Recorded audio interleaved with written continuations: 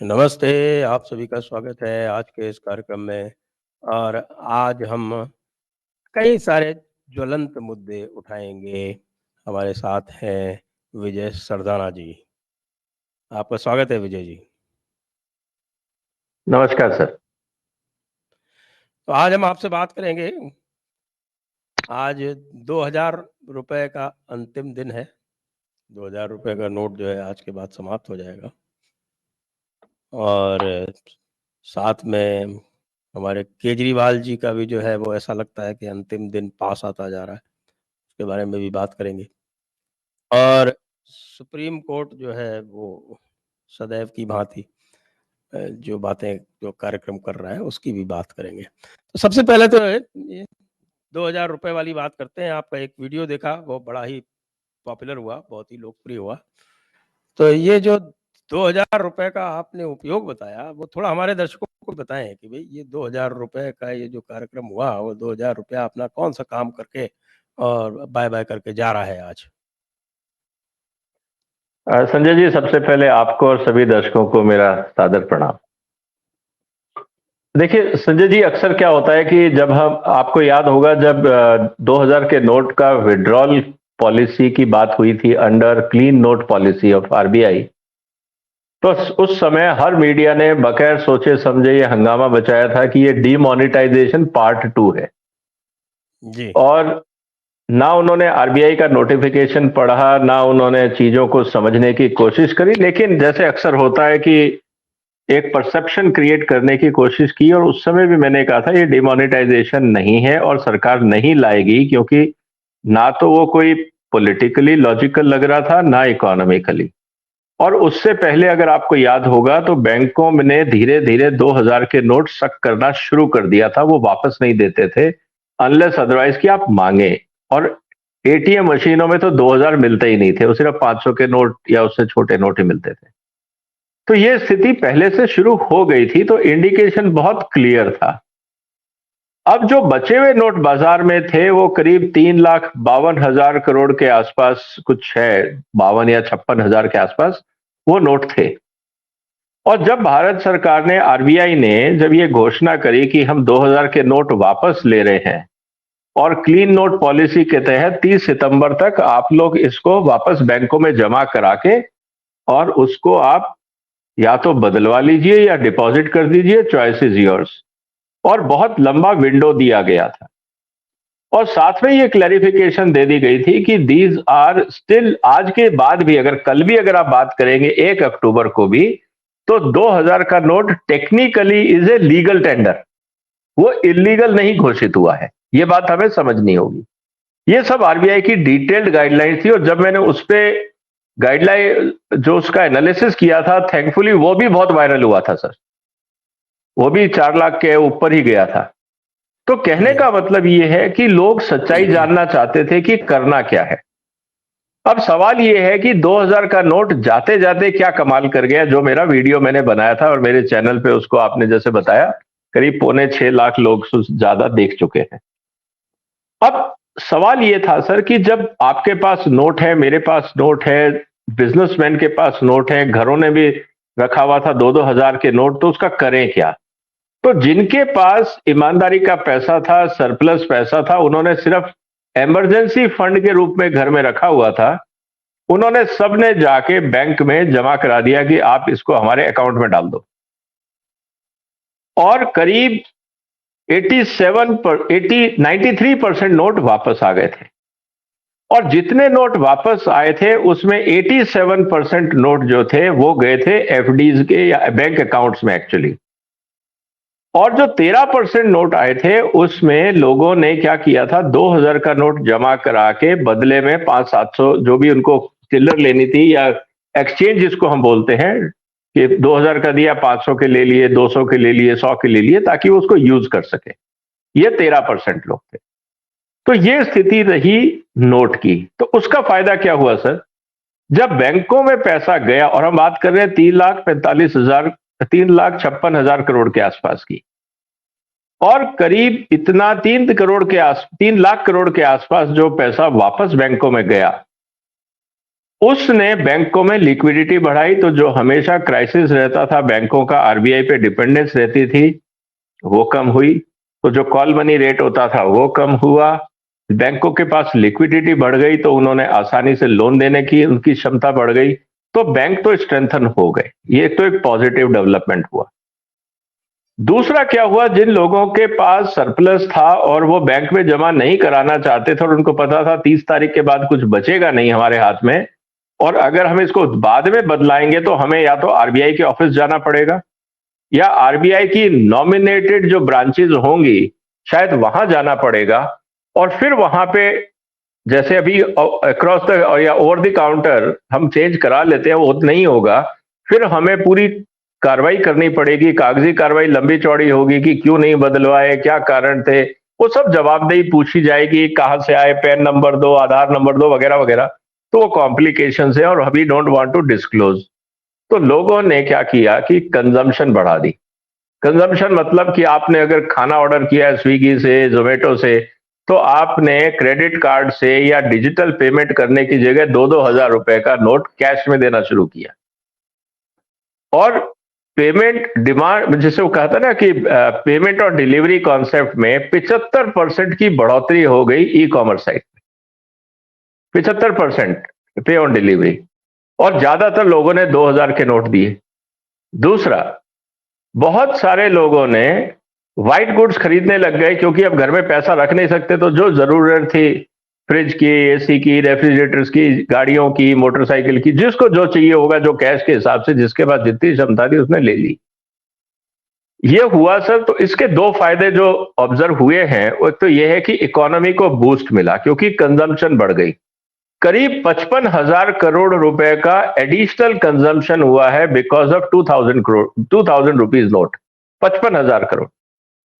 अगर 55,000 करोड़ को मैं अगर मानूं 18% जीएसटी भी अगर लिया ऑन एन एवरेज, क्योंकि सारे लग्जरी या व्हाइट गुड्स पे लोगों ने खर्चा किया, तो आप 18% 55 का आप अंदाजन लगा लीजिए, करीब 10,000 करोड़ के आसपास, 10,000 करोड़ के आसपास सरकार को जीएसटी भी मिल गया और मार्केट को बूस्ट मिला, ऑनलाइन डिलीवरी को बूस्ट मिला। तो ओवरऑल मुझे लगता है कि जो मेरा टाइटल भी रहा, मैंने वीडियो पे देखा कि भाई 2,000 का नोट जाते जाते कमाल कर गया। तो ओवरऑल ये चीजें पॉजिटिव रही इकोनॉमी के लिए।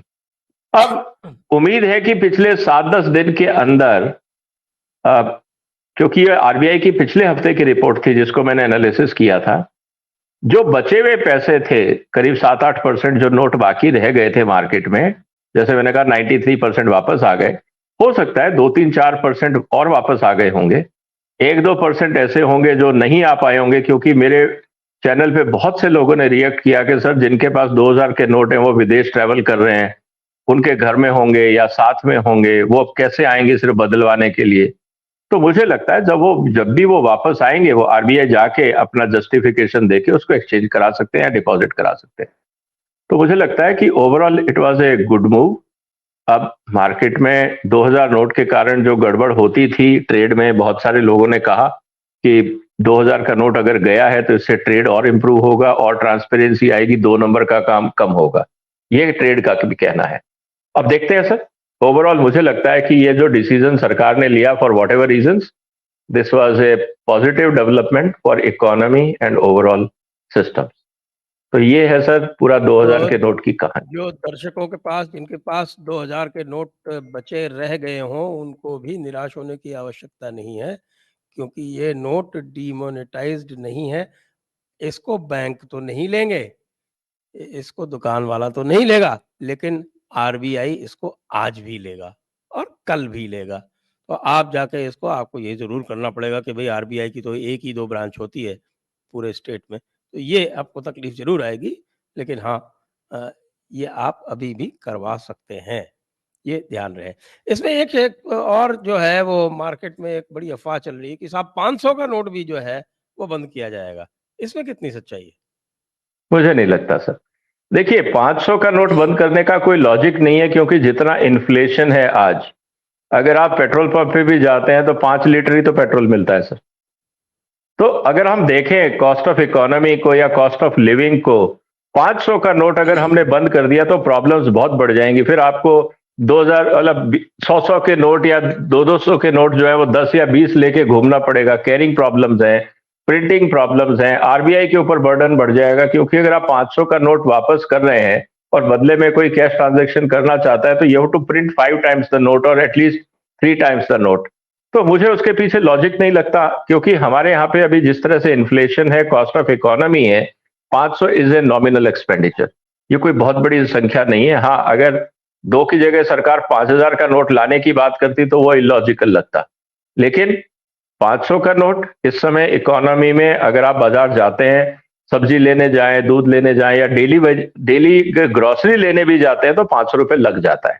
तो मुझे नहीं लगता सर कि इस समय 500 का नोट वापस लेने का कोई प्रावधान होना चाहिए, क्योंकि अभी भी पूरी तरह से डिजिटल पेनिट्रेट नहीं हुआ है। बहुत बार सिग्नल की प्रॉब्लम आती है, बहुत सारी जगह पे सिग्नल्स नहीं आते। इवन दिल्ली की कॉलोनीज में, अगर मैं बार बार मैं कह चुका हूं और आपके माध्यम से फिर मैं मुकेश अंबानी साहब को कहना चाहूंगा कि आपके जो जियो के सिग्नल हैं वो बहुत वीक हैं। मतलब कि बिल्डिंग्स के अंदर, बेसमेंट में चले जाते हैं तो आता ही नहीं है, बिल्डिंग्स में बहुत वीक है। बहुत सारी मार्केट्स के अंदर सिग्नल काम नहीं करते हैं तो डिजिटल पेमेंट में दिक्कत आती है। तो आप अगर अपने नेटवर्क को इंप्रूव करते हैं तो डिजिटल पेमेंट और बढ़ेगा और 500 की डिमांड कम होगी, लेकिन 500 को हटाना लॉजिकल नहीं लगता है मुझे।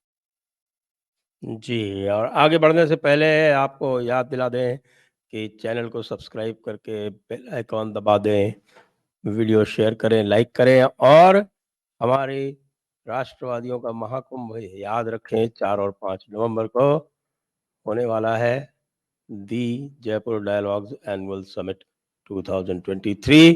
विजय सरदाना जी भी उसमें रहेंगे, तो विजय सरदाना जी से आप वहाँ पर भेंट कर सकते हैं। जो कुछ स्पीकर्स हैं आपने देखे, सुधांशु त्रिवेदी जी, आनंद रंगनाथन जी, रमणीक मान जी, जनरल शंकर, उमेंद्र रत्नू, हर्षवर्धन जी, ये आप इस समय देख रहे हैं अभिजीत चावड़ा को, इत्यादि इत्यादि।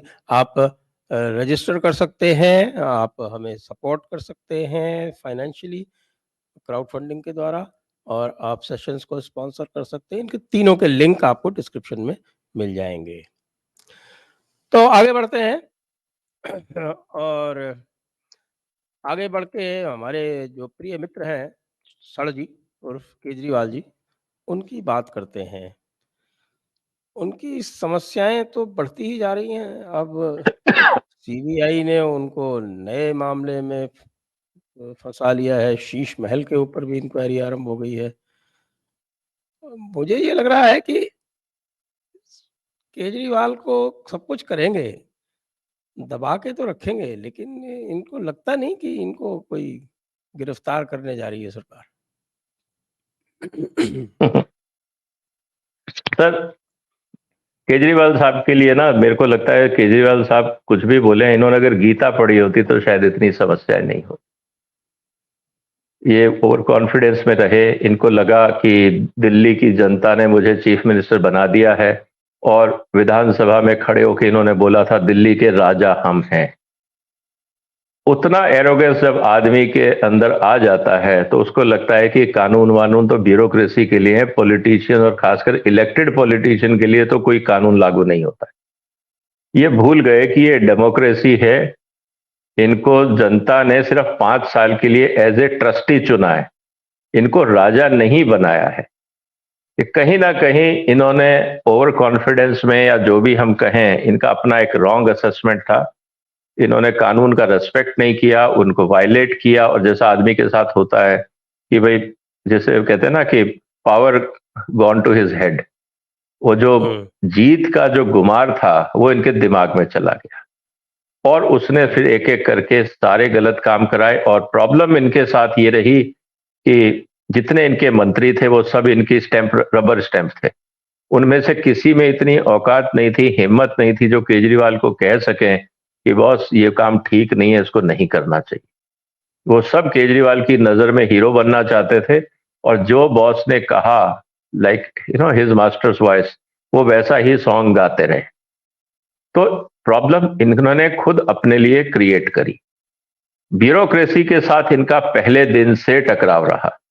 बहुत सारे आईएएस ऑफिसर्स, आप भी जानते हैं, मैं भी जानता हूं, जो इनके मंत्रालय में पहले दिन से रहे, सरकार में, दिल्ली सरकार में, सबकी एक ही शिकायत थी, यार ये आदमी कुछ समझना ही नहीं चाहता कि सरकार में कानून है, हमें उस हिसाब से काम करना होगा। इन्होंने ब्यूरोक्रेसी को कहा कि आप, मैं जो कह रहा हूं वो करो। लोगों ने जब, खासकर जो ब्यूरोक्रेसी ने मना किया कि सर ये पॉसिबल नहीं है, पॉलिसी में, रेगुलेशंस में ये पॉसिबल नहीं है, तो इनको लगा कि they are offensive against him, और उनको या तो साइडलाइन किया या सो कॉल्ड, जो आपकी भाषा में कहा जाता है, पनिशमेंट पोस्टिंग। तो नॉन इंपॉर्टेंट पोजीशंस उनको देके साइडलाइन किया गया। तो जब आदमी इतना एरोगेंट हो जाए, इतना जब मानसिक संतुलन खो ले और ना सुनना चाहे ना सीखना चाहे, तो वही होता है जो आज उनके साथ हो रहा है।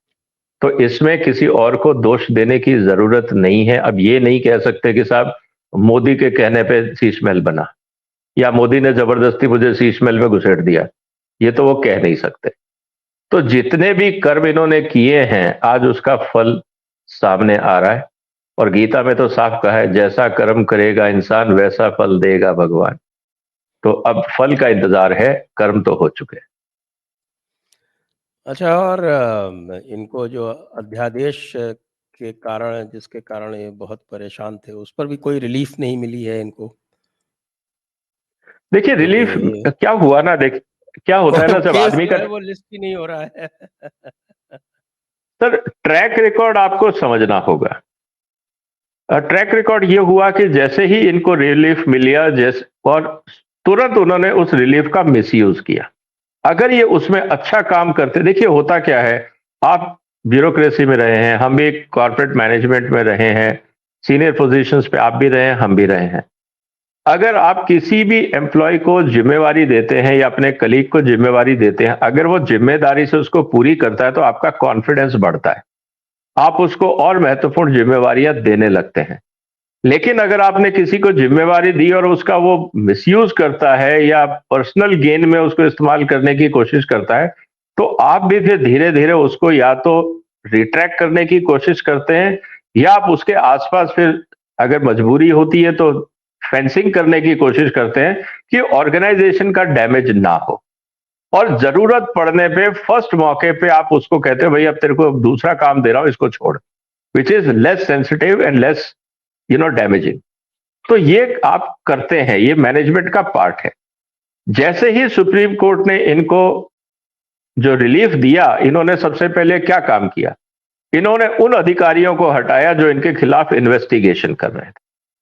तो सुप्रीम कोर्ट को ये बात समझ में आ गई, आधी रात को जाके आप फाइलें चोरी करवा रहे हैं, ये बात भी पूरी दुनिया में जग जाहिर हो गई।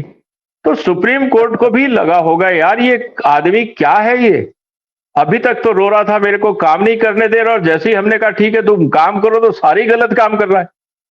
मतलब आप रुके होते, महीने भर रुके होते, आपने कोई ढंग की पोस्टिंग की होती, सबसे पहले मान लीजिए कि आप टीचर्स का रिक्रूटमेंट नहीं कर रहे थे, आपने वो किया होता, कोई पॉजिटिव काम किया होता। आपने शुरू होते ही सबसे पहले अपने ही मतलब के काम शुरू कर दिए अपने आप को बचाने के लिए, तो मेरे ख्याल से writing is on the wall. अब सुप्रीम कोर्ट के अगर जज उसको इग्नोर कर सके, तो मुझे लगता है जनता भी देख रही है दोनों बातें, तो उचित नहीं होगा। इसीलिए सुप्रीम कोर्ट ने कहा था कि भाई हमें कोई इमरजेंसी नहीं है, 370 की हियरिंग के बाद हम आपकी हियरिंग करेंगे। उसके अलावा अभी 370 का जजमेंट नहीं आया है, मे बी जजेस are busy in drafting the judgement, ये भी हो सकता है, mentally they all are occupied for बगैर थिंग्स। और मीनवाइल पार्लियामेंट ने नया कानून पास कर दिया। अब सुप्रीम कोर्ट क्या संसद के खिलाफ जाएगा जस्ट बिकॉज ऑफ केजरीवाल, और उस आदमी के खिलाफ जिसमें बकायदा संसद में गृह मंत्री ने सारी बातें रख दी, ये कानून लाना क्यों जरूरी हो गया था। अब क्या सुप्रीम कोर्ट उन सब बातों को इग्नोर कर देगा और पार्लियामेंट के डिसीजन को इनवैलिडेट करेगा? मुझे नहीं लगता इतना आसान है सर, क्योंकि उसके लिए आपको बहुत कन्विंसिंग आर्ग्यूमेंट चाहिए, जो अभी केजरीवाल और उनके वकीलों के पास नहीं है। और जो इन्होंने बार बार कहा कि देखिए साहब, इन्होंने 400 कंसल्टेंट्स को हटा दिया, बाद में पता लगा सब रिश्तेदार है, आम आदमी पार्टी के कार्यकर्ता है। तो वक्त के साथ क्या हुआ, वो गड़े मुर्दे निकल के सब बाहर आ गए। There are too many skeletons in the cupboard. तो वो जब चीजें अब सामने आ गई हैं, अब जाके सुप्रीम कोर्ट में बहस करना और ये कहना कि नहीं जी अन्याय हो रहा है, मुझे लगता है कि केजरीवाल के वकील कुछ भी बोले, हार्ट टू हार्ट वो भी जानते हैं कि अब सिचुएशन ज्यादा कॉम्प्लिकेटेड है, क्योंकि पार्लियामेंट का कानून पास हो गया है, एविडेंसेस सारे इनके खिलाफ हैं, इनकी हरकतें सीसीटीवी कैमरे में कैद हैं, इन्होंने जो ट्रांसफर पोस्टिंग की वो गड़बड़ है, और शीश महल में पीडब्ल्यूडी के अधिकारियों ने तो साफ ही बोल दिया कि साहब हम तो मंत्री के कहने पे कर रहे थे, हमारे को क्या औकात है कि हम कानून बदल लें अपने हिसाब से। तो ये जो सारी स्थितियां हैं ये अनफॉर्चुनेटली केजरीवाल के फेवर में नहीं जा रही, और सुप्रीम कोर्ट जब भी हियरिंग करेगा, लिस्ट मतलब अपील तो गई है, सुनना ही तो करनी पड़ेगी, देखेंगे तब इनके वकील क्या बात करते हैं, लेकिन तब तक तो इनके लिए मुश्किलें बढ़ती जा रही हैं। और अब जब सीबीआई का केस हो गया है तो अनफॉर्चुनेटली अब ये केस अगर करप्शन एक्ट के तहत हुआ है, इन्वेस्टिगेशन अगर मान लीजिए प्रिवेंशन ऑफ करप्शन एक्ट के तहत है, तो एक बार जब इन्वेस्टिगेशन करप्शन एक्ट में शुरू हो जाती है तो उसको कोई कोर्ट रोक भी नहीं सकता है, आप उस पर स्टे ऑर्डर नहीं ला सकते हैं, यह भी प्रावधान है कानून का। तो अब इनके लिए वास्तव में मुश्किलें बढ़ती जा रही। जी, तो सीबीआई और ईडी के जो पुराने केस चल रहे थे उनमें तो कोई रिलीफ मिली नहीं अभी तक। हमारे सिसोदिया जी अभी भी अंदर हैं, उनको किसी भी तरह की रिलीफ नहीं मिल पा रही है। ऊपर से चारों तरफ ईडी में भी वायदा माफ गवाह बन गए वो जो आपके श्रीनिवास रेड्डी थे, नेल्लोर वाले। तो ये सब देखने के बाद में ये भी लगता है कि साहब ये जो सीबीआई और ईडी है वो उसके बाद भी इसको बहुत धीरे-धीरे, जिसको बोलते हैं ना स्लो बॉयल पे क्यों चला रही है? यदि चाहे तो ये इनको सबको गिरफ्तार कर सकते हैं अगले दिन ये। सर यहाँ मुझे थोड़ी सी पॉलिटिक्स लगती है। मैं यही उत्तर आपसे सुनना चाहता था। कि इनको जो है वो धीमी-धीमी आँच पर सेंकते रहो। इतना भी ना हो कि फफोले पड़ जाएँ। नहीं, इसमें तो ऐसा होता है ना सर कि एक क्या होता है ना, there is something called concept of time management.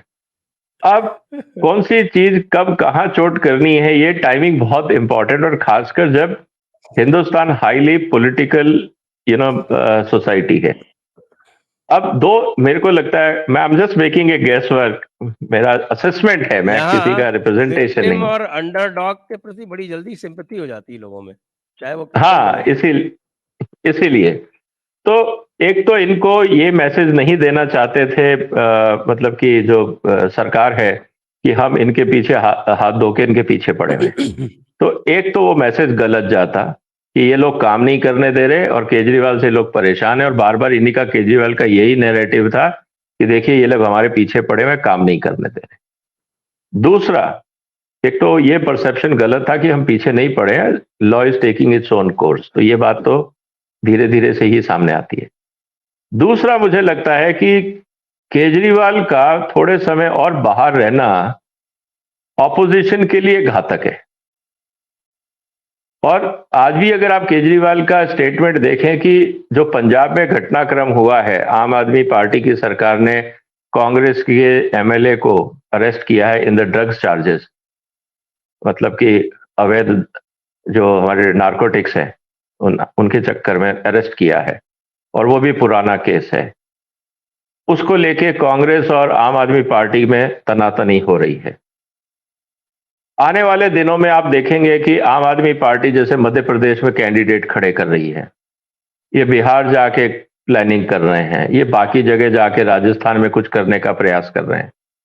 अब केजरीवाल साहब जब तक राज्य सरकारों में अपने कैंडिडेट खड़े करते रहेंगे वो बीजेपी को सूट करता है, और जब तक वो कैंडिडेट खड़े करते रहेंगे तो आपका जो डॉट डॉट अलायंस है, जिसको हम इंडी अलायंस बोलते हैं, ये संगठित नहीं होगा, क्योंकि इनके कार्यकर्ता और रीजनल प्लेयर्स तो एक दूसरे की गर्दन पकड़ रहे हैं और आप दिल्ली में बैठ के गले मिल रहे हैं, तो ये पॉसिबल नहीं।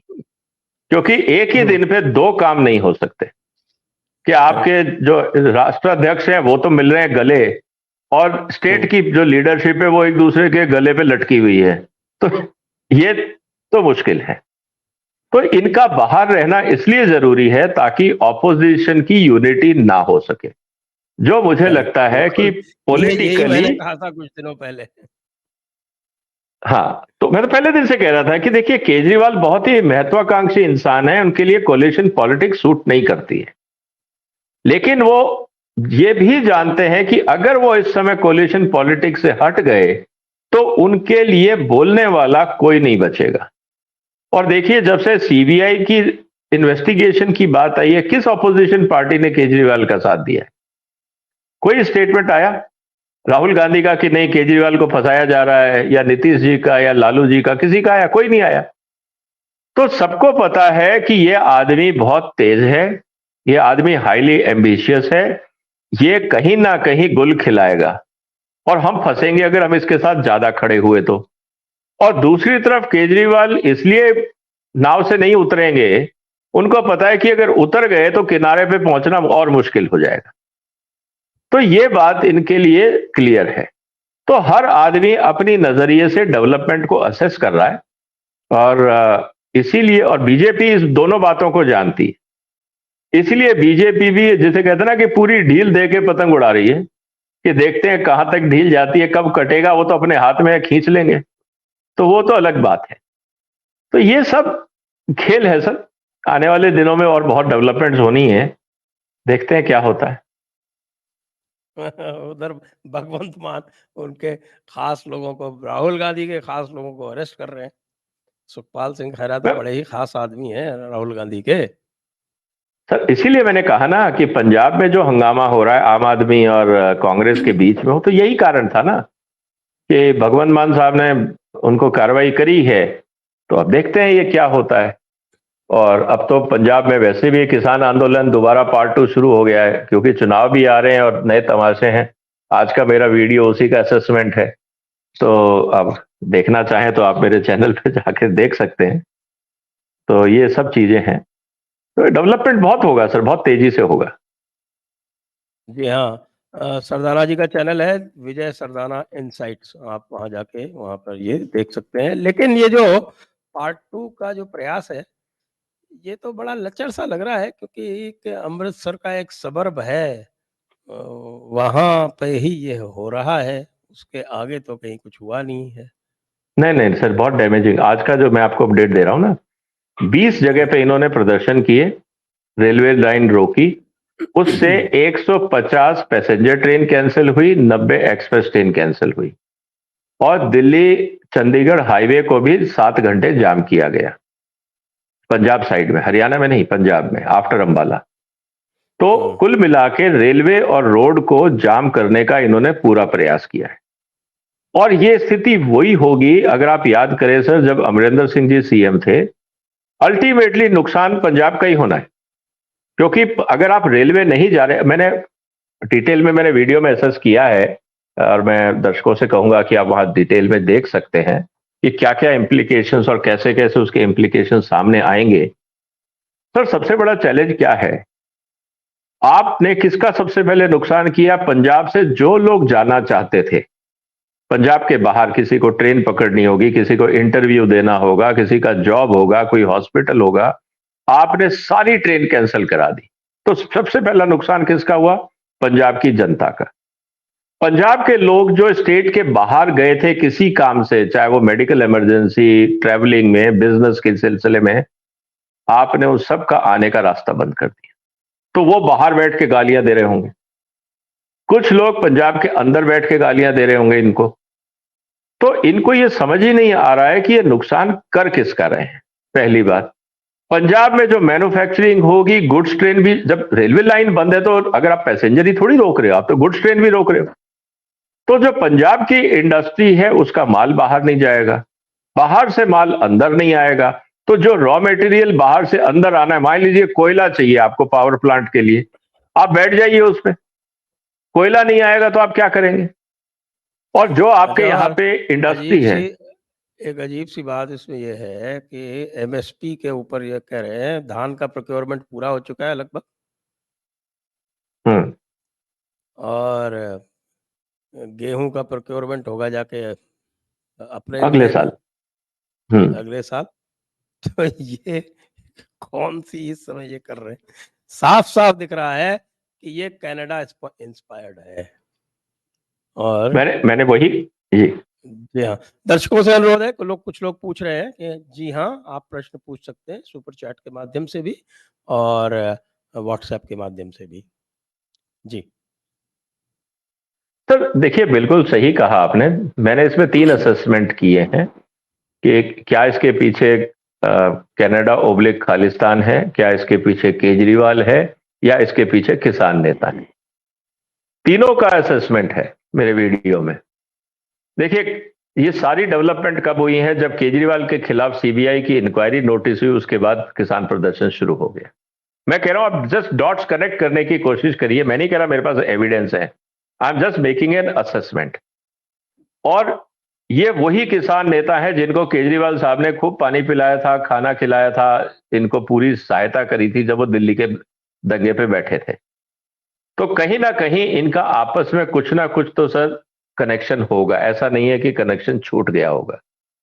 तो हो सकता है कि कहीं ना कहीं दिल्ली सरकार पे दबाव डालने के लिए इन्होंने उनको कहा हो कि भाई कुछ तो तुम भी करके दिखाओ यार। तो ये एक, वो भी पे बैक टाइम भी हो सकता है, पहली बात। दूसरा, इस आंदोलन में एक बहुत इंटरेस्टिंग डिमांड है। नॉर्थ इंडिया के लिए 50,000 करोड़ रुपए चाहिए। नॉर्थ इंडिया में जो कैलेमिटी आई है, अब देखिए प्रदर्शन कौन कर रहा है? पंजाब का किसान। रिलीफ किसके लिए मांगा जा रहा है? नॉर्थ इंडिया के सारे स्टेट्स के लिए। इसके पीछे मकसद ये है कि हम तो देखो कि सारे किसानों के लिए मांग रहे हैं, तो जो पंजाब के बाहर किसान नेता हैं, ये मैसेज उनको दिया जा रहा है कि तुम भी खड़े हो जाओ, हमारे साथ जुड़ जाओ, जैसा इन्होंने पहले किया था। ये इसकी पीछे पूरी राजनीति आप समझिए। इस आंदोलन के पीछे कोई लॉजिक नहीं है, प्योर राजनीति है। और तीसरा मुद्दा आता है कनाडा का, क्योंकि कनाडा ने पहले भी फंडिंग की थी जब किसान आंदोलन हुआ था। उसके खिलाफ भी वारंट, मतलब कि नोटिस इश्यू हुआ था। कनाडा से कहा था इस आदमी को आप ट्रांसफर करिए वापस, मतलब कि उसको रिपोर्ट करिए टू इंडिया। उन्होंने नहीं किया।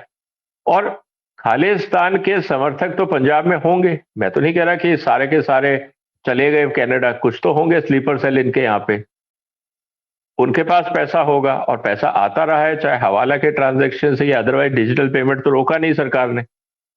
तो कहने का मतलब ये है सर कि इसमें कई चीजें हैं। लोकल पॉलिटिक्स भी है, international Khalistan plus UK plus Australia के जो इनके आपस में ताने बाने जुड़ते हैं, वो भी हो सकता है। कुछ किसान नेताओं की अपनी महत्वाकांक्षा भी हो सकती है, क्योंकि अब चुनाव नजदीक आ रहे हैं। जैसा इन्होंने पहले कहा था कि हम सब चुनाव लड़ेंगे, तो फिर वो दबी हुई महत्वाकांक्षा जाग सकती है, क्योंकि पब्लिसिटी टाइम है ये। क्योंकि मीडिया में फोटो खिंचवाना, रोज टीवी पे बैठना, बड़ी बड़ी बातें करना, तो इससे क्या है कि ये किसान नेता काफी समय तक कैमरे से दूर रहे। अब मौका है दोबारा कैमरे के सामने आने का, और अगले 6 महीने तक इनको पूरा मौका भारत का मीडिया दे देगा, तो ये दोबारा हीरो बन जाएंगे। तो ये सब स्थितियां हैं सर। तो कई फैक्टर इसमें हैं, और देखते हैं अब आगे। और मजे की बात क्या है, ये 3 दिन से आंदोलन चल रहा है। ना तो केजरीवाल ने इनको कहा कि भाई आप आंदोलन वापस ले लो, ना भगवंत मान ने कहा तुम आंदोलन वापस ले लो। तो इसके पीछे ये भी लग सकता है कि शायद कुछ और राजनीति भी चल रही है। जी, तो अब आते हैं सुप्रीम कोर्ट के ऊपर। तो सुप्रीम कोर्ट में बड़ी विचित्र विचित्र बातें हो रही हैं। आपने देखा कि उदयनिधि स्टालिन ने जो कुछ किया उसके ऊपर कोई सुप्रीम कोर्ट ने बड़ी मुश्किल से नोटिस जारी किया, और दूसरी ओर एक और जो बेंच है वो कह रही है कि साहब की ये जो कॉलेजियम का आप बात नहीं मान रहे हैं, तो इसको हम हर 10 दिन में लिस्ट करेंगे और हम पीछे पड़े रहेंगे। तो आखिरकार सुप्रीम कोर्ट क्या चाहती है? क्या सुप्रीम कोर्ट सरकार के स्थान पर स्वयं चलाना चाहती है? Chief justice of India will become ex officio prime minister, क्या इरादा क्या है? सर, दोनों पे मैंने वीडियो बनाए हैं और साइलेंस आपके ऊपर तो मैंने ये पर कल का वीडियो आप मेरा देख सकते हैं जिसमें मैंने कहा है कि सुप्रीम कोर्ट का आदेश तमिलनाडु सरकार ने मानने से मना किया। अक्टूबर 2021 में सुप्रीम कोर्ट के बेंच ने एक आदेश दिया था, आपको याद होगा हरिद्वार में एक संसद हुई थी जी हाँ, जिसमें जी हाँ, वो कुछ हरिद्वार की धर्म संसद के ऊपर हमारे सेंट हाँ जोसेफ हुआ करते थे उस समय जस्टिस, उन्होंने सुओ मोटो लिया था। करेक्ट।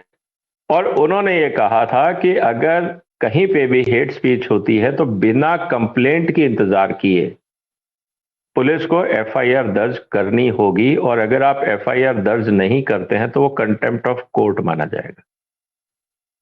ये उनके आदेश थे। और साथ ही साथ उन्होंने कहा था कि हमें किसी राजनीति से मतलब नहीं है, जजेस are not interested in politics but we are interested only in constitution. ये उनके वर्ड्स थे, ये पूरा जजमेंट था उनका। अब सवाल ये है कि जो दयानिधि ने बोला है, उदयनिधि ने जो बोला है, क्या ये, मैंने इसको एनालिसिस करके अपने वीडियो में डाला है कि जैसे उन्होंने कहा है कि इरेडिकेट सनातन, तो इसको अभी तक हेट स्पीच नहीं माना गया। मैंने कहा कि अगर मैं ये बोलूं कि इरेडिकेट इस्लाम, तो क्या हेट स्पीच है? या इरेडिकेट क्रिश्चियनिटी फ्रॉम इंडिया, क्या ये हेट स्पीच है? मैं तो वर्ड बदल रहा हूं, मैं सेंटेंस वही रख रहा हूं जो उदयनिधि के स्टेटमेंट है। मैं वहां पे कह रहा हूं अपने दर्शकों को, मैंने अपने चैनल में भी ये पूरा एनालिसिस किया है कि मैं सिर्फ जो उदयनिधि का स्टेटमेंट है वहां पे सनातन वर्ड की जगह इस्लाम रिप्लेस कर रहा हूं और क्रिश्चियनिटी रिप्लेस कर रहा हूं। तो क्या ये हेट स्पीच बनती है या नहीं बनती है? अगर ये नहीं बनती है तो कल तो मैं किसी भी सेमिनार में खड़ा होकर बोल दूंगा इरेडिकेट इस्लाम, इरेडिकेट क्रिश्चियनिटी, तो आप तो मेरा क्या बिगाड़ लोगे? क्योंकि आपने इरेडिकेट सनातन पे तो किसी के खिलाफ कोई कार्रवाई करी नहीं। तो कल को अगर लोग ये बोलने लग जाएं eradicate Islam and eradicate Christianity, तो क्या सुप्रीम कोर्ट इसको हेट स्पीच मान के कार्रवाई करेगी? ये सुप्रीम कोर्ट को जवाब देना है। और जनता इस बात से परेशान है कि सुप्रीम कोर्ट जब किसी और धर्म की बात आती है तो हाइपर एक्टिव हो जाते हैं। आज क्या बातें हो रही हैं समाज में, टीवी में, यूट्यूबर्स में। आज मैं कॉन्फ्रेंस में हूं यहां बॉम्बे में सर, यहां भी ऑफ द रिकॉर्ड जब लोग डिनर पे बैठे हैं, चाय पे बैठे हैं, तो बातें कर रहे हैं यार ये क्या हो रहा है, सुप्रीम कोर्ट क्यों नहीं कार्रवाई कर रहा है, बाकी जगह तो किया है। तो लोगों के मन में सवाल हैं। इससे सुप्रीम कोर्ट की साख पे प्रभाव पड़ रहा है क्योंकि लोग देख रहे हैं कि कहीं ना कहीं बायसनेस है। और ये चीज देखिए, जजेस तो रिटायर हो जाएंगे, जोसेफ साहब रिटायर हो गए, ये जो पैनल है जो कुछ भी बोले साल 2 साल में ये भी रिटायर हो जाएंगे। कहने का मतलब ये है सर कि जजेस are not important, supreme court as institution is more important. It is a constitutional body, individuals are immaterial for me. आप प्राइम मिनिस्टर हैं, आप राष्ट्रपति हैं, आप चीफ जस्टिस हैं, आप जजेस हैं, you all are and including us, we all are phasing out people. हम दुनिया में परमानेंट नहीं है, तो हम क्या है, it is immaterial to any society और कंट्री। हमारा कोई अस्तित्व नहीं है, हमारा कोई वजूद नहीं है समाज में। We are just playing our role. कितना इफेक्टिवली और कितना खराब हम रोल प्ले करते हैं, लोग उससे हमें जज कर लेंगे, बस इसके आगे को हमारा रोल नहीं है। लेकिन जिस इंस्टीट्यूशन की जिम्मेवारी हमारे पास है, कहीं हमारे आचरण से, हमारे डिसीजन से, हमारी कार्यशैली से उस इंस्टीट्यूशन की साख बढ़ रही है या घट रही है, दैट मैटर्स। और आज जो हो रहा है, जिस तरह से समाज में चर्चा हो रही है, मुझे लगता है कहीं ना कहीं सुप्रीम कोर्ट के जो इमेज है उसको भी कहीं ना कहीं डेंट लग रहा है, जो ठीक नहीं। और दूसरा जो आपने सवाल उठाया सर रिगार्डिंग कॉलेजियम को लेके जो हमने नॉमिनेट किए हैं, उसमें एक बड़ा इंटरेस्टिंग स्टेटमेंट है एक ऑनरेबल जज का। उन्होंने कहा कि collegium is the law of the land and government must follow. अब सवाल यह है कि लॉ ऑफ द लैंड बनाने का अधिकार तो पार्लियामेंट को है, और वो तो पार्लियामेंट ने एनजेएसी बनाया आर्टिकल था। 142 आर्टिकल 142 को बोलते हैं ना कि भाई जो कुछ भी सुप्रीम कोर्ट ने डिसीजन दे दिया वो लॉ ऑफ द लैंड हो गया। नहीं नहीं, मैं तो कह रहा हूं सर, वो तो डिसीजन वहां आता है जहां पे कानून में गैप होता है। आप समझिए सर, मान लीजिए कि आज कोई सिचुएशन है जिसपे भारत में कोई कानून नहीं है, साइलेंस है, और सुप्रीम कोर्ट ने उस क्राइसिस के ऊपर कोई जजमेंट दे दिया, वो तब तक लॉ ऑफ द लैंड रहेगा जब तक पार्लियामेंट उस पर प्रॉपर कानून नहीं बनाती। उसको सुपरसीड कर सकती है पार्लियामेंट। जैसा कि आपने शाबानो के केस में देखा, भाई मुस्लिम लेडी को मतलब कि विडो को उसका मंथली मेंटेनेंस मिलना चाहिए, इस पे सुप्रीम कोर्ट ने ऑर्डर दिया। राजीव गांधी सरकार ने उसको ओवरटर्न किया। तो सुप्रीम कोर्ट का कानून था तब तक जब तक राजीव गांधी साहब ने नया कानून पास नहीं किया था, यह बात थी। अब सवाल इस बात का आता है सर कि आपने कॉलेजियम सिस्टम बनाया था अपॉइंटमेंट ऑफ जजेस को लेके, लेकिन पार्लियामेंट ने नेशनल जुडिशरी अपॉइंटमेंट कमीशन बनाया, एनजेएसी बनाया था।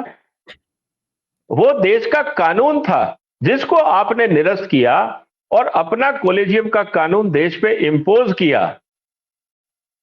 यह स्थिति कॉन्स्टिट्यूशन के हिसाब से क्या सही है या गलत? मुद्दा यह है, अगर कॉन्स्टिट्यूशन की हम रीडिंग करते हैं वेरी ऑब्जेक्टिवली, तो मुझे लगता है कि अगर एनजेएसी नहीं बनता तो कॉलेजियम को कानून हम मान लेते। लेकिन जब एनजेएसी बनाया गया, वो देश का कानून था, उसको रद्द करके सुप्रीम कोर्ट ने अपनी तरफ से कानून इंपोज किया। क्या ये कॉन्स्टिट्यूशनली वैलिड अप्रोच है? मुझे लगता है समाज में इस पे पूरी चर्चा होनी चाहिए।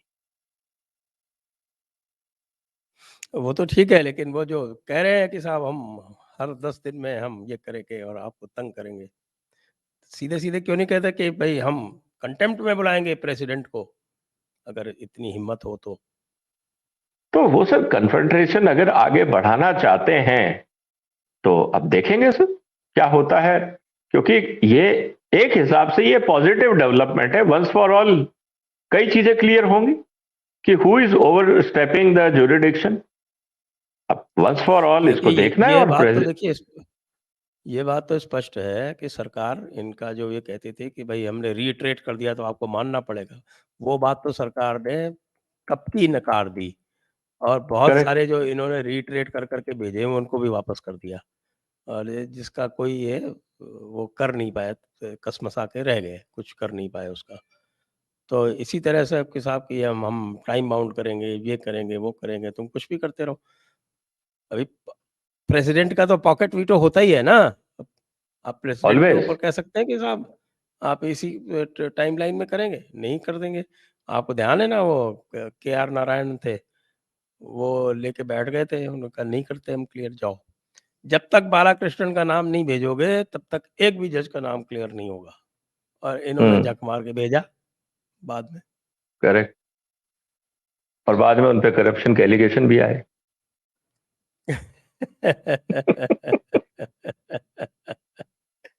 तो आइए चलते हैं अब दर्शकों के तरफ। दर्शकों के प्रश्न ले लेते हैं। सबसे पहले प्रश्न आ रहा है SDIR का, Sardana ji, why SGPC supports the Khalistanis directly and indirectly? Sir वो सिख पॉलिटिक्स है अपने आप में। देखिए क्या होता है ना, जिसकी लाठी उसकी भैंस। अब उन पे भी प्रेशर है, उन पे भी थ्रेट है, क्योंकि अब जो देखिए होता क्या है, प्रोग्राम से पहले हम और संजय जी यही चर्चा कर रहे थे कि जिस कभी कभी क्या होता है समाज में स्थितियां बड़ी विचित्र हो जाती हैं। आप अपने मोहल्ले में देखिए कि एक आदमी है जो दबंग है, अब वो एक या दो ही होंगे पूरे मोहल्ले में, और वो दादागिरी करते फिर रहे हैं, लोगों को तंग कर रहे हैं, छेड़खानी कर रहे हैं, तोड़फोड़ कर रहे हैं। लोग उसके बारे में उल्टा सीधा बोलते हैं, लेकिन इतनी हिम्मत नहीं होती कि उसको आके रोक सके कि भैया तू ये क्यों कर रहा है। जो कलेक्टिव पावर होती है ना समाज की, सबसे बड़ी समाज की ट्रेजेडी ये है कि हम लोग कलेक्टिव फोर्स नहीं बन पाते, इसीलिए हम लोगों को एक या दो या माइनॉरिटी ओवररूल कर जाती है। ये ह्यूमन टेंडेंसी हो रही है अनफॉर्चुनेटली। इसी तरह से जो सिख पॉलिटिक्स है उसमें एसजीपीसी का अपना रोल है, उनमें अपना इन्फ्लुएंस है, उसमें मनी मैटर्स भी हैं, उसमें पॉलिटिकल इन्फ्लुएंस भी है। इसीलिए अब पंजाब एसजीपीसी अलग हो गया, दिल्ली एसजीपीसी अलग हो गया, इनमें आपस में भी वर्चस्व की लड़ाई है, कौन इन्फ्लुएंशियल है कौन नहीं है। तो ये इंटरनल काफी हरियाणा कुछ एसजीपीसी अलग हो गया। वो अलग हो गया। तो कहने का मतलब है कि इनकी आपस की इंटरनल पॉलिटिक्स है, और जहां पे जिसके लोग हावी होंगे वो लोग सत्ता पे आएंगे, और फिर उस पोजीशन का या इंस्टीट्यूशन का यूज या मिसयूज वो करेंगे। एसजीपीसी में भी यही हो रहा है। Next, Nimish Dubey, sir, Kejriwal ji was crypto-Christian and he is now moving to Jai Bhim movement to convert all Dalits into Neo-Buddhism, which led to another name change, Dravid movement, and Brahmin Kshatriya Baniya genocide. He is also wearing always blue shirt, change in political ideology from soft Hindutva to Jai Bhim. मेरे हिसाब से इस बंदे की कोई ideology नहीं है power के अलावा। उसको आप उसकी शर्ट पे क्यों जा रहे हैं सर? आप आम आदमी का फ्लैग देख लो ना, कैसे बदला है वो, उसके कलर देखिए कैसे कैसे बदले। आइडियोलॉजी वहां दिखती है, शर्ट में नहीं दिखती। तो कहीं ना कहीं जो वो एफिलिएशन दिखा रहा है, वो आप आम आदमी का फ्लैग का इनिशियल कलर कैसा था और अब कलर कैसा है, और उस कलर कॉम्बिनेशन को खालिस्तान के कलर कॉम्बिनेशन से मिला के देख लीजिए। तो ये तो 2 दिन पुराना मेरा आप वीडियो देख लीजिए, उसमें मैंने लिखा है कि ये झंडे के कलर का रहस्य क्या है। जी बिल्कुल, तो ये चीजें हैं। Right, right observation. अगला है tech ops, do you think Kejriwal साहब can be credited for RTI? RTI तो बहुत पहले से चल रहा था और इसमें मूवमेंट था, इसमें बहुत सारे एक्टिविस्ट थे। सबसे पहले मुझे याद है कि कॉमन कॉज करके एक एनजीओ हुआ करती थी, मिस्टर शनॉय हुआ करते थे, जो शायद इनके जो अपने आज तक वाले हैं, जो प्रमोटर उनके शायद फादर, वो एक एनजीओ चलाते थे। उनसे मैं मिला हूं, बहुत सज्जन आदमी थे, बहुत कमिटेड थे। कॉमन कॉज नाम की शायद उनकी एक संस्था थी, और उन्होंने सबसे पहले ये प्रयास शुरू किया था। और बाद में फिर जब सोनिया गांधी जी ने अपनी वो बनाई थी पैरेलल कैबिनेट, जिसको आप बोलते थे नेशनल डेवलपमेंट फोरम, जो भी था कांग्रेस के टाइम पे, मनमोहन जी के टाइम पे, तो ये सब वहां की डेवलपमेंट थी।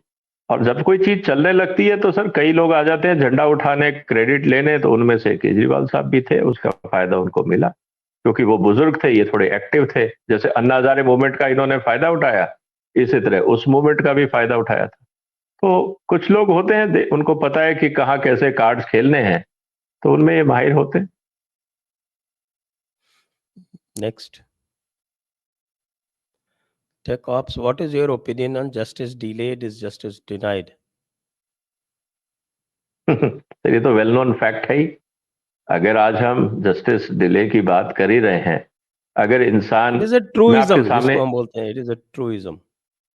नहीं, मैं छोटा सा आपको लाइव एग्जांपल देता हूं। मेरे सामने इस समय एक केस है, पेशेंट क्रिटिकल है, मेडिकल सपोर्ट उसको चाहिए। अगर वो जब तक हियरिंग चल रही है, इंश्योरेंस कंपनीज उसको टाइम पे पैसा देने को तैयार नहीं है, करीब 12-13 लाख रुपए कंपनसेशन बनता है, मतलब केस पर पॉलिसी। आप उसको खींचे जा रहे हो 4 साल से केस को, मान लीजिए पेशेंट मर जाता है और फिर आप उसके 3 महीने बाद जजमेंट दे देते हो, क्या मतलब है? और मैंने जब जजेस को कहा कि ये मैटर सेंसिटिव है, इसको आप हियरिंग कर लीजिए, तो जजेस का ये कहना था क्या जल्दी है? मतलब आदमी डायलिसिस पे है, हफ्ते में 3 बार डायलिसिस कराता है, हिंदुस्तान के जजेस बोलते हैं कि क्या जल्दी है? ये तो सेंसिटिविटी है हमारे देश में। तो जो जस्टिस डिले है, ये कोई नई बात नहीं है, बिकॉज आवर जजेस आर नॉट सेंसिटिव। नेक्स्ट, जेबीजेपी, अर्थ ऑफ पॉलिसी एंड पॉलिटिक्स लिखना स्टाइल ऑन योर चैनल।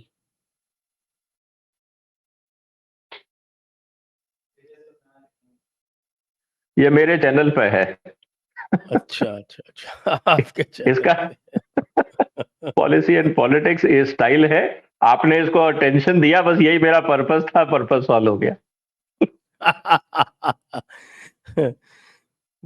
ये 55 Christian world order is behind Kejaruddin's rise in 2011 and a movement after 2G CWG scams by UPA and its declining popularity. This was the plan. अब वो तो था. I think कई he's forces right. होती हैं sir, rise और downfall में दोनों तरफ कई फोर्सेस काम करती हैं, हर रोज डायनेमिक्स बदलते हैं। दैट इज वाई जो संजय जी और हम लोग कर रहे हैं, हम तो इन डेवलपमेंट्स पे नजर रखते हैं और बहुत बार between the line and behind the scene क्या चल रहा है आप लोगों तक लाने का प्रयास होता है। क्योंकि हमारा प्रयास ये होता है कि बहुत सारी चीजें फेस वैल्यू पे जो आपको दिखती हैं वो होती नहीं, जिसे डिसेप्शन कहा जाता है, जिसे कम्युनिकेशन के अंदर आप ये कह सकते हैं कि it is A miss communication और डिसीव्ड कम्युनिकेशन, बहुत कुछ चीजें हैं। तो जब तक आप डॉट टू डॉट जोड़ने का प्रयास नहीं करेंगे, उसके इम्प्लीकेशंस नहीं देखेंगे, कभी कभी लगता है कि चीज बहुत अच्छी है लेकिन कभी कभी मतलब कुछ और भी होता है। Next. Vivekanand, why this government taking action on Khalistani so late? We are hearing about this issue from the past years since Kisan Andolan. Same delayed action happened with PFI. कई चीजें हैं, ऑर्गेनाइजेशनल लिमिटेशन है। आपको देखिए क्या है कि बहुत सारे इवेंट ऐसे होते हैं जिसमें आपको क्रेडिबल एविडेंस इकट्ठे करने होते हैं, और जैसा कहा कि करीब 25 लोग हैं जो पंजाब से भाग के कनाडा में छुपे हुए हैं। अब आप उनसे मंगा रहे हो उन लोगों को, क्योंकि कोर्ट क्या करेगा, जजेस के सामने अगर केस जाएगा तो सबसे पहला सवाल ये होगा, वेयर इज द एविडेंस। और आपको पता है कि जो लोग, जितने भी शातिर लोग होते हैं वो सबसे महंगे वकील रखते हैं, और उनका पहला ही काम ये होगा कि सर कोई एविडेंस ही नहीं है, हमें तंग किया जा रहा है। और सरकार की मजबूरी ये है कि आपको भी दिख रहा है, मुझे भी दिख रहा है गड़बड़ हुई है, प्रूफ कहां है? और जब प्रूफ है वो विदेश में है, वहां की सरकार कोऑपरेट नहीं कर रही, लोग आ नहीं पा रहे, और बहुत सारी लीगल चैलेंजेस और फॉर्मेलिटीज हो जाती हैं। हर एक देश का कानून अलग है। तो ये सब चीजें हैं जो सिस्टम को डिले करती हैं, स्लो करती हैं, और जो आपने कहा ये उसी का आउटकम होता Next. बचपन after the current financial storm and all deep state money coming to India like BlackRock, Reliance, we should be careful not ending up like China. Thoughts? है। देखिए ऐसा है कि फाइनेंशियल मार्केट में अलर्टनेस जरूरी है, सरकार को भी पता है, इसीलिए कोई भी फॉरेन फंडिंग आता है तो उसमें RBI is always a gatekeeper. कहां पे इन्वेस्टमेंट हो रहा है, अगर लिस्टेड कंपनी में इन्वेस्टमेंट्स है तो सेबी इज ए गेटकीपर। उसके बाद थर्ड लेवल पे आता है, अगर इंडिविजुअल लेवल पे ट्रेडिंग होती है तो स्टॉक एक्सचेंजेस आर गेटकीपर। तो प्रोविजंस बहुत हैं, लेकिन अगर आप ये कहें कि हम पूरे सिस्टम को एकदम टाइट कर दें, उदाहरण के लिए अगर आज आप गाड़ी चला रहे हो, अगर आपके गाड़ी में ब्रेक है, मैं अगर ब्रेक को पूरा टाइट कर दूं तो आपकी गाड़ी हिलेगी ही नहीं, आपको प्ले छोड़ना पड़ता है, जहां जरूरत होती है वहीं ब्रेक लगाना पड़ता है। अगर हम ये कह दें कि आपको पहले ही पता था, पहले ही ब्रेक लगा देते तो गाड़ी हिलती ही नहीं। तो कहने का मतलब ये है कि जो गवर्नेंस है वो एक बैलेंसिंग एक्ट है। आप बहुत ज्यादा टाइट भी नहीं कर सकते, आप बहुत ज्यादा लूज भी नहीं छोड़ सकते, आपको एक बैलेंस बना के चलना पड़ेगा, और कहां पे टाइट करना है और कहां पे लूज छोड़ना है, ये आपकी गवर्नेंस एबिलिटी, आपकी इंटेलिजेंस और आपकी understanding of society and activities पे डिपेंड करता है। इसीलिए हमेशा ये कहा जाता है जो डिसीजन मेकर्स होते हैं वो किसी को भी आप नहीं बैठाना चाहिए, चाहे वो पॉलिटिकल एफिलिएशन कुछ भी हो, लेकिन competency is very very important. Incompetent लोग अगर आप बिठाएंगे, गलतियां होंगी, डिरेलमेंट होगा, नुकसान होगा। इसीलिए पूरी दुनिया में including India we must learn to respect competency for better governance and better growth of the society. ये आपके मैसेज जो है, मेरा कहना यही होगा उसमें। राइट। और इसी के साथ आज के कार्यक्रम को हम देंगे विराम। आप सभी दर्शकों को बहुत-बहुत धन्यवाद। विजय सरदाना जी को बहुत-बहुत धन्यवाद। जय हिंद, जय भारत, वंदे मातरम। वंदे मातरम सर।